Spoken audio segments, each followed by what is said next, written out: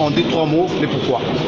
Oui, absolument, parce que aujourd'hui, le numérique et la digitalisation offrent la possibilité à tous les pays de pouvoir se moderniser très rapidement. Et vous savez bien que il a plu au président de la République, chef de l'État, de confier à la fonction publique la mission de moderniser la machine administrative du pays et d'innover en termes de services publics. Et ces défis ne sont pas possibles sans la digitalisation. On ne peut plus continuer à fonctionner comme au Moyen-Âge. Il faut profiter des avantages que nous offrent les nouvelles technologies, et non seulement en termes des outils, mais aussi en termes de politique publique nouvelle. C'est ce que nous devons faire. Alors, moi, c'est avec plaisir que je suis venu partager l'expérience de la RDC dans ces grands forums africains. Au regard du fait que notre pays revient de loin. Lorsque le président de la République est arrivé aux responsabilités, il a trouvé, c'est une autorité publique, une administration publique, en tout cas l'administration publique de notre pays, dans une situation catastrophique, c'est le moins qu'on puisse dire, avec des effectifs non maîtrisés, la retraite bloquée, une hyper-matérialisation de l'administration avec des paperasseries montagneuses sur les tables de fonctionnaires,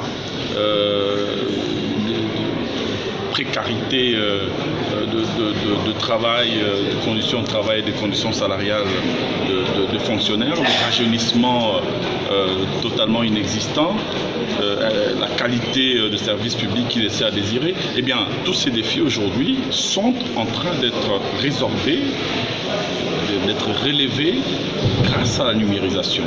Nous sommes en train de rétrécir le nombre de fonctionnaires en écartant les doublons, les cumulards, les décédés qui étaient toujours payés comme des actifs dans le fichier corrompu de la paye, le fichier qui était incontrôlé totalement. Tous ceux qui sont détenteurs de faux numéros matricules sont en train d'être dénichés. Et c'est grâce à la numérisation, c'est grâce à la digitalisation. Et avec les cartes biométriques, l'avantage c'est que le contrôle maintenant pour les restes de la carrière est davantage aussi assuré. Parce que nous allons contrôler non seulement les présences, nous allons contrôler l'assiduité, nous allons coter les fonctionnaires, ceux qui sont à l'étranger, ceux qui sont dans la désertion et qui continuent à être payés ne les seront plus. Parce qu'on est payé, primé en fonction de prestations, en fonction de sa présence au lieu du travail. Et donc, tout ceci méritait d'être partagé. C'est pour cela que j'ai parlé d'urgence, parce que ce n'est plus une option, ce n'est plus une priorité. C'est une véritable urgence et nous courons derrière le temps parce que nous sommes en retard. D'autres pays nous ont déjà précédés sur cette voie et ont réussi à faire des économies substantielles. C'est ce que nous faisons aujourd'hui. Et ces économies qui seront captées vont servir à l'inclusion salariale, ça veut dire à la mécanisation générale, pour que, je l'ai dit, d'ici fin 2023, qu'il n'y ait plus dans notre pays le phénomène, vous le connaissez sûrement, des non-payés, des fonctionnaires qui sont en fonction, qui travaillent pour l'État et qui ne sont pas payés. Ce qui est une incongruité, une ineptie à laquelle il faut mettre fin.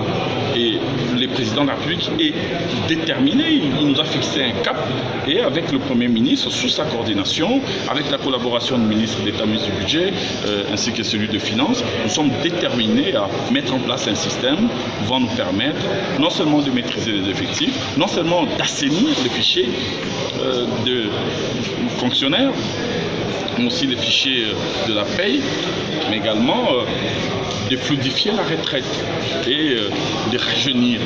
Nous allons non seulement retraiter 10 000 pour cette année, mais aussi recruter en même temps un fonctionnaire sur 2 qui va à la retraite. Ça veut dire donner toutes les chances aux jeunes de pouvoir aussi accéder aux emplois publics. Et nous l'avons dit de manière compétitive et qualitative. Merci beaucoup. Merci. Du numérique et des télécommunications. Monsieur Abel, avocat de la question numérique et télécommunications. On veut savoir par rapport à cette exposition digitale pour 2022. C'est bon, il faut toujours ce genre d'initiative dans le pays pour booster un peu les secteurs du numérique. Il faut des formes de réflexion au cours desquelles les gens réfléchissent et font des propositions pour impliquer toute la population à tous les niveaux pour le développement effectif de la numérisation de notre pays. Ça vient à peine nommé, et par rapport aux objectifs du chef de l'État également, qui voudrait effectivement que le numérique soit un véritable levier pour l'émergence du pays, pour la productivité, etc., etc. Et par rapport à l'idée que vous avez d'installer ça dans nos différents instituts, ministères et les universités, ça va vraiment tenir. Et ce ne sera pas comme une distraction pour les étudiants. Mais oui, mais il faut commencer quelque part, il faut d'abord essayer. Il faut essayer, moi je considère ça dans mes réflexions, en tant que chercheur dans le domaine, comme des filières. Il faut prendre des filières du numérique. Parce que du numérique, en fait, c'est un monde d'esprit. C'est un nouveau monde d'esprit. Il faut que ça rentre dans le mental, la mentalité des Congolais. Moi, je l'ai toujours dit qu'il faut réformater les Congolais, de manière à ce qu'on puisse commencer par les fondamentaux. Il faut commencer quelque part. Il ne faut pas dire que non, ça va marcher ou pas. Non, il faut commencer. Il faut qu'il y ait de l'insertion de la question numérique dans le programme, à bas âge, de manière à ce que déjà nos enfants, au niveau de l'école primaire, ça c'est que c'est le numérique, en commençant par les questions informatiques. Il faut populariser ça, et la meilleure façon c'est de commencer par intégrer ça au niveau du système scolaire. Nationalement, comment ça s'est déroulé vraiment au niveau scolaire? Oui, mais c'est des discussions au niveau ministériel. S'il y a des spécialistes sur la question, il faut s'associer sur le plan institutionnel avec le ministère de l'Enseignement pour qu'on puisse intégrer ça dans les programmes, comme on a fait avec d'autres questions qui n'étaient pas dans le programme scolaire, mais qu'on a dû insérer. Quelles sont les politiques mises en place pour que le numérique puisse atteindre tous nos provinces et ceux qui sont encore reculés? Bon, en fait, c'est une question qui doit être posée par le niveau du ministère numérique. Et moi, en tant qu'observateur de la vie nationale sur la question, je pense qu'il faut d'abord commencer par l'écrit dans les programmes. Et puis, essayer de former les gens qui vont former. C'est ça, la partie formation est importante dans la question numérique. Hier, déjà, il y a quelqu'un qui a parlé de la transformation des esprits. Il a raison, parce qu'il faut commencer par mettre la question numérique dans la mentalité du Congolais. Vous comprenez un peu ça. Et la meilleure façon, c'est au niveau de l'enseignement. Et non seulement enseignement, vous créez une sorte de hub de formation des collectivités mentales au niveau des différents coins de la République. Et on va y aller progressivement. Parce qu'il faut que la personne comprenne l'ABC du numérique, l'informatique, comment manipuler les questions. Et essayer de faire en sorte que au niveau de l'enseignement, comme ça devait se passer, et que ça s'imprègne dans les comportements également des enseignants. Par exemple, on peut avoir la possibilité de démontrer aux parents qu'il y a la possibilité d'avoir accès à une application qui leur permette d'être en contact avec l'école. Déjà, c'est une bonne chose. Si vous avez un téléphone, vous avez une application qui vous permet de savoir les comportements de l'enfant à l'école. Par exemple, il est présent, il est absent, qu'est-ce qu'il fait? Ce sont des questions sur lesquelles on peut travailler, c'est pas de la magie. Des pays là où ça a marché, et ils ne sont pas extraordinaires, je pense qu'il y a possibilité de faire, avec un minimum de volonté, les choses peuvent se déployer très facilement. Merci. Nous vous remercions. Merci beaucoup.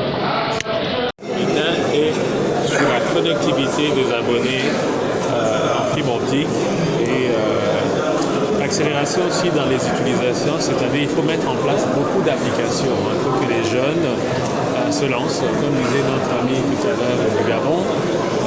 Le cadre est déjà, les décors est déjà planté. Il ne faut pas que les jeunes attendent des applications qui viennent de venir des autres pays de l'Occident qui viendront tout balayer.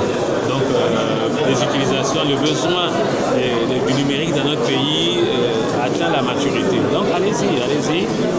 La SCPT que j'ai la chance de gérer, en cela je remercie les chefs de l'État, son Excellence Félix-Antoine Tshisekedi dispose aujourd'hui pour chacun d'entre nous beaucoup de panoplies d'offres de services. Vous allez dans les bureaux des postes qui sont connectés, vous allez voir que nous avons la possibilité de faire énormément de choses. Alors allez-y, poussez nos portefeuilles de la Poste et travaillez, proposez des solutions numériques. Après cette conférence, qu'est-ce que la SCPT compte Des plateformes de serveurs qui permettent aujourd'hui de payer votre domaine.cd en ligne depuis votre salon, par M-Pesa, par Airtel Money, par Africell Money, par carte Visa, tout ce que vous voulez en mode de paiement qui existe. Nous sommes connectés avec la FinTech locale. Bref, pour dire que nous avons déjà fait pas mal, mais ce que nous allons faire l'année prochaine, je ne vais pas vous dire tout ça maintenant, mais il y a de bonnes choses pour l'année prochaine. Votre opérateur public va apporter aussi de la révolution en ce qui concerne la connectivité et l'utilisation pour l'année prochaine. Merci beaucoup, monsieur le DG. Mais on remarque aussi votre soutien d'effectif à l'endroit du chef de l'État.